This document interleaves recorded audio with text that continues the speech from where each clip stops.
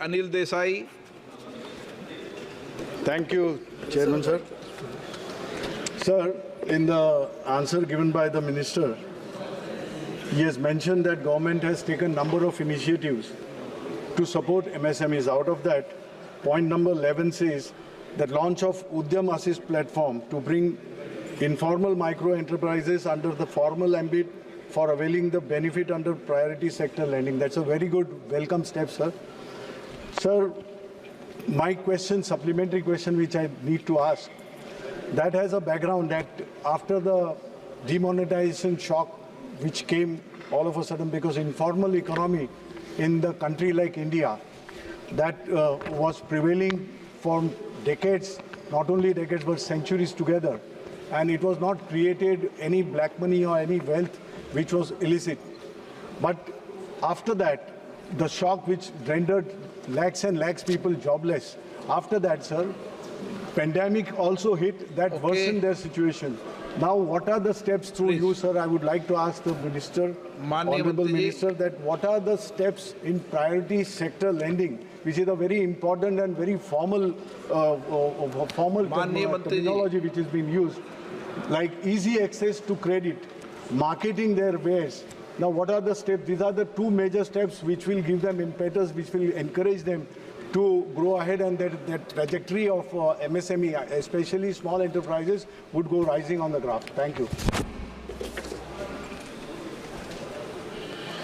अध्यक्ष महोदय, एक विस्तृत प्रश्न है और इस विस्तृत प्रश्न में हम यही कर सकते हैं कि MSME के माध्यम से चाहे एस्पायर योजना हो, चाहे स्फूर्ति योजना हो, चाहे और क्रेडिट गारंटी योजना हो के माध्यम से बहुत सा काम हम लोग कर रहे हैं, जिसका विवरण एट वंस इस समय अगर हम कहेंगे तो ज़्यादा समय भी लगेगा। अगर उनको ज़रूरत इस बात की होगी तो लिखित रूप में हम उनको पहुंचा देंगे। और सिर्फ यही माना जाना चाहिए कि लघु सूक्ष्म और मध्यम उद्योग के माध्यम से जो 70% आबादी को कवर करती है ये योजना, और हम समझते हैं कि हिंदुस्तान लेवल में कहा जाता है कि गरीबी रेखा से नीचे लगभग 70-60% के लोग हैं, उन्हीं के लिए काम किया गया है।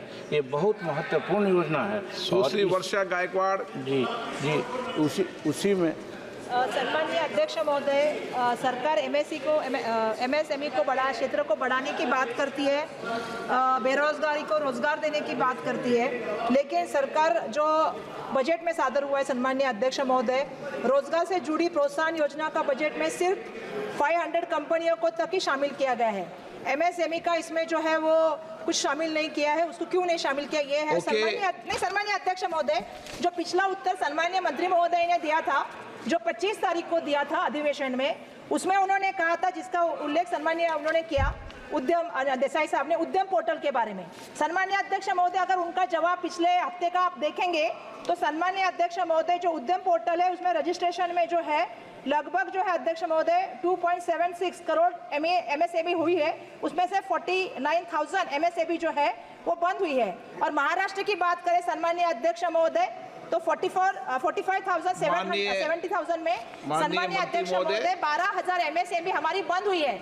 मतलब 45,000 में से अगर 12,000 MSME बंद हुई है, महोदय, माननीय सदस्य प्लीज, माननीय मंत्री